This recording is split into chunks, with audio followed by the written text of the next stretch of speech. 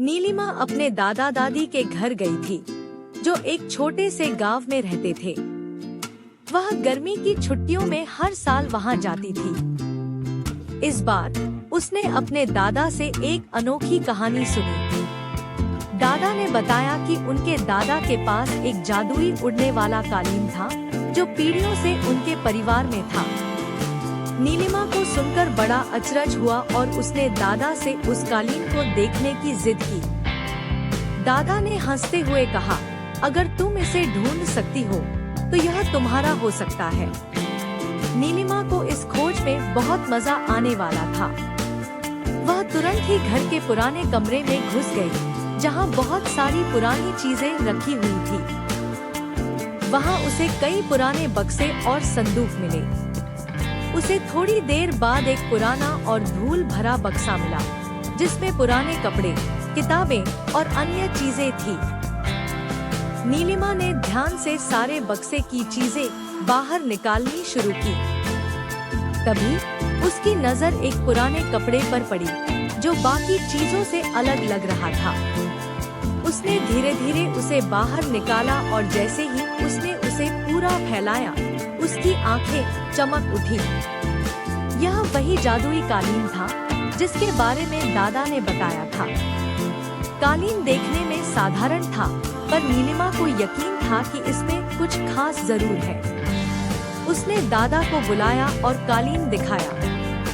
दादा मुस्कुराए और बोले, तुमने इसे ढूंढ लिया, अब इसे आजमाने का वक्त आ गया है। दादा ने नीलिमा को सिखाया कि कैसे कालीन पर बैठकर उसे उड़ाया जाता है। नीलिमा ने पहले तो थोड़ी हिचकिचाहट महसूस की, पर जल्द ही उसने हिम्मत जुटाई और कालीन पर बैठ गई। उसने दादा के बताए अनुसार मंत्र पढ़ा और देखते ही देखते कालीन हवा में उठ गया। नीलिमा के लिए यह अनुभव अद्भुत था। वह अपने गांव के ऊपर उड़ने लगी।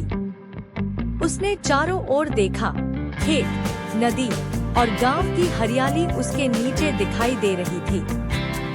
उसे ऐसा लग रहा था जैसे वह किसी परी कथा में आ गई हो। उड़ते उड़ते नीलिमा ने देखा कि गांव के पास ही एक छोटा सा जंगल था, जिसके बीचों बीच एक पुराना मंदिर था।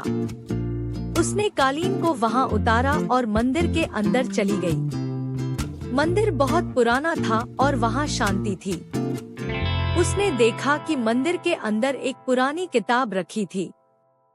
नीलिमा ने वह किताब उठाई और पढ़ने लगी। किताब में कई रहस्यमय बातें लिखी थी, जिनमें जादुई कालीन की उत्पत्ति और उसके उपयोग के बारे में जानकारी थी। उसे पता चला कि यह कालीन केवल अच्छे कामों के लिए ही इस्तेमाल किया जा सकता है। वह कालीन पर वापस बैठी और अपने दादा दादी के घर लौट आई। उसने उन्हें अपनी यात्रा के बारे में सब कुछ बताया। दादा ने उसे बताया कि यह कालीन अब उसका है और उसे इसका सही उपयोग करना चाहिए।